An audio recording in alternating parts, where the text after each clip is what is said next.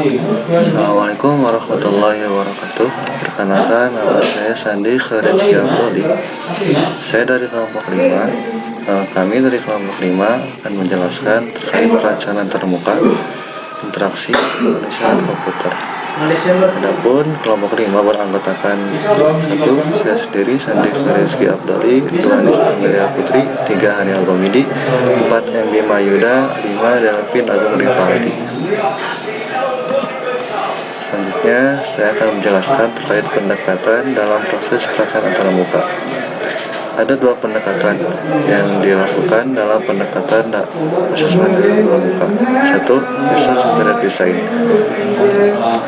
yakni pengguna duduk bersama perancang untuk membuat rancangan antarmuka. 2. Pengguna menyampaikan keinginannya dan perancangan menggambar keinginan pengguna sambil menjelaskan untung ruginya. 3. Perancang meminta pendapat pengguna tentang rancangan yang dibuatnya. Proses ini dilakukan secara iteratif. 2. User design, pengguna merancang sendiri wajah antarmuka yang diinginkan.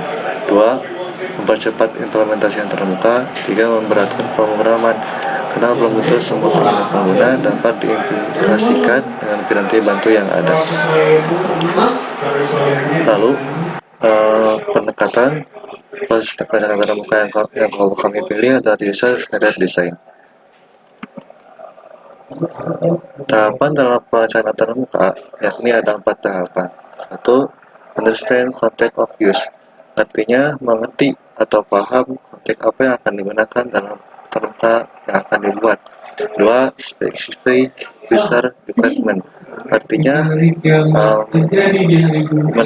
mendefinisikan atau mendaftarkan apa saja spesifikasi persyaratan user. 3. Design solution, solusi desain. 4. Evaluation again encouragement, artinya mengevaluasi kembali dari persyaratan yang telah dibuat. Selanjutnya, penggunaan kebutuhan usability, system scope and requirement, melayani pencarian informasi pustaka di dalam pustaka, melarang penerbit atau terbit atas keberadaan ada atau sedang dipinjam, dan jumlah termasuk pustaka adalah subbuku teks, textbook, jurnal ilmiah,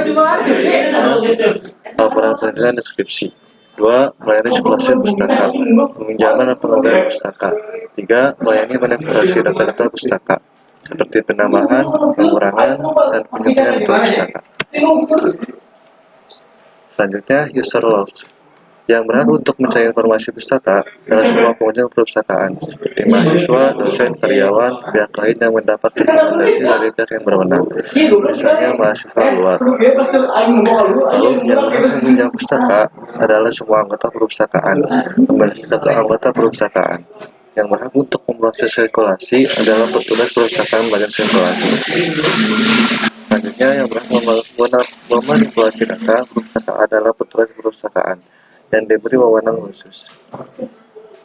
Kelompok user, mahasiswa, dosen, karyawan, pihak luar yang diizinkan pejabat berwenang, bagian sirkulasi, petugas yang manipulasi data atau administrator. Selanjutnya, user class, pencari informasi pustaka, mahasiswa, dosen, dan karyawan diwajibkan. Tipe user, langsung, tingkat pendidikan pengguna minimal SMA atau sederajat, tingkat penggunaan sistem, sering menggunakan komputer, tingkat kalian pengguna pemula, biasa menggunakan Microsoft Office. Bagian sirkulasi, administrator. Usability requirement dan readability dapat dipelajari dengan mudah, sehingga pencarian informasi tidak perlu dilatih terlebih dahulu menggunakannya. Cara mengukur dengan observasi langsung bagi pencarian informasi. Selanjutnya, flexibility. Informasi dapat memberikan semua pesan bagi pengguna yang akan mencari informasi katalog buku dengan cara memberikan tambahan fitur advances. Cara mengukur yaitu dengan melakukan observasi secara langsung terhadap fitur aplikasi. Selanjutnya, effectiveness. Kecepatan waktu pencarian buku harus tidak lebih dari 1 menit. Cara mengukur itu dengan penggunaan fitur secara langsung menggunakan overlay space and size. Saya akan menjelaskan identifikasi user class. Yang pertama ada peminjaman buku, terdiri dari memilih buku yang diinginkan, melihat detail buku, mengklik pinjam untuk meminjamnya, proses peminjaman buku dilakukan. Yang kedua yaitu memfavoritkan buku. Terdiri dari melihat daftar semua buku, memilih buku yang diinginkan, melihat detail buku, mengklik ikon favorit, dan terakhir buku tersimpan dalam daftar my favorit. Yang ketiga ada profil pembaca. Terdiri dari mengubah identitas pembaca, lalu mengubah password. Yang keempat ada kelola pembaca. Terdiri dari penambahan buku, pengurangan buku, penyuntingan data pustaka, dan mengisi identitas pembaca, antara lain NIM, nama, jurusan, dan semester. Di sini saya akan menjelaskan diagram dekomposisi peminjaman buku. Tahap-tahapnya yaitu memilih buku, lihat detail buku, klik pinjam, lalu proses peminjaman. Yang kedua yaitu diagram memfavoritkan buku. Lihat daftar buku, memilih buku, lihat detail buku, klik ikon favorit, lalu buku tersimpan. Yang ketiga yaitu profil pembaca. Ada 2 tahapan, yaitu ubah identitas, lalu ubah password. Yang keempat, yang terakhir ada kelola pembaca. Terdiri dari 4 tahapan. Yang pertama ada tahap tambahan buku, pengurangan buku, isi identitas, lalu penyuntingan data pustaka. Selanjutnya ada style guide, yaitu yang pertama ada logo. Kami membuat logo aplikasi perpustakaan ini dengan bentuk seperti ini, bisa dilihat ya. Lalu yang kedua ada background color. Kami juga memilih background colornya berwarna biru dengan kode 9F C5F8. Lalu font yang dipilih yaitu Times New Roman. Selanjutnya ukuran fontnya yaitu 13. Selanjutnya button colornya kami memilih warna biru gelap, yaitu dengan kode 073763. Nah, yang selanjutnya ada icon. Di sini icon seperti rumah ini home atau kembali ke menu utama. Nah, selanjutnya ada bubble ini untuk chat. Lalu bentuk bintang ini untuk favorit buku. Lonceng ini untuk notifikasi. Dan yang terakhir ini untuk akun.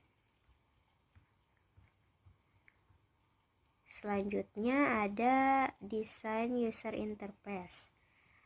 Mockup yang pertama yaitu kita setelah membuka aplikasi perpustakaan, maka akan diarahkan ke sini, ke login akun. Kita mengisi username dan passwordnya. Nah, jika belum memiliki akun, maka kita bisa daftar terlebih dahulu ke sini. Selanjutnya setelah login akan diarahkan ke menu utama. Di sini kita bisa mencari buku yang kita inginkan. Di sini juga ada kategori buku-bukunya. Lalu ada buku yang direkomendasikan oleh aplikasi perpustakaan ini. Selanjutnya ada tampilan kategori buku yang di dalamnya terdiri dari search untuk mencari buku-buku yang kita inginkan. Lalu di sini juga buku-buku dan di sebelahnya ada sedikit deskripsi buku tersebut.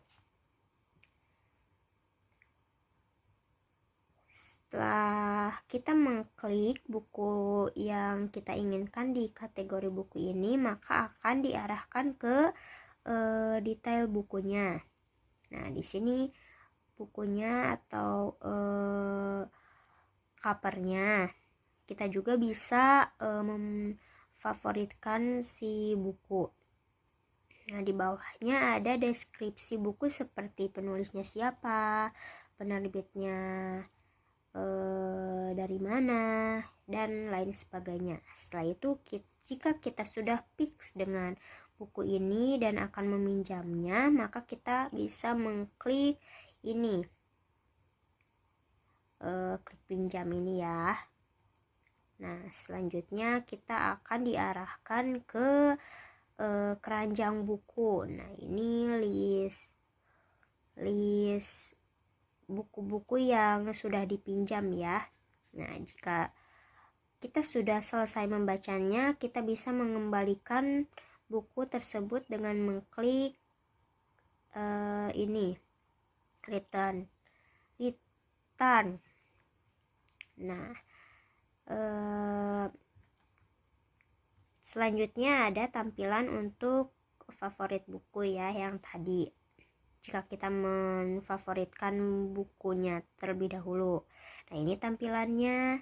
Ini list buku-buku yang difavoritkan. Kita juga bisa mengecek detail buku tersebut. Selanjutnya ada histori buku yang sudah dipinjam. Nah, kita juga bisa mereviewnya kembali. Selanjutnya di sini ada tampilan untuk akun kita.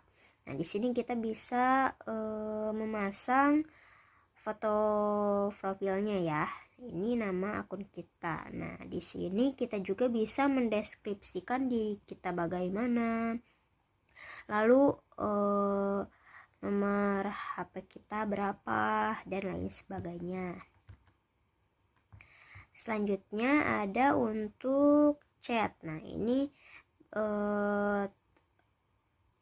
foto dari akun orang lain. Nah, ini mereka ngechat bagaimana, akan tampil di sini sedikit ya, seperti WhatsApp saja kalau ada itunya. Selanjutnya ada notifikasi. Nah, ini notifikasi apa saja bisa muncul di sini.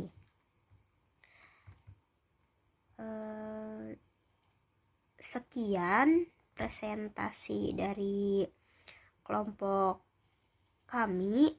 Mohon maaf apabila banyak kesalahan dan semoga bermanfaat bagi kalian semua ya.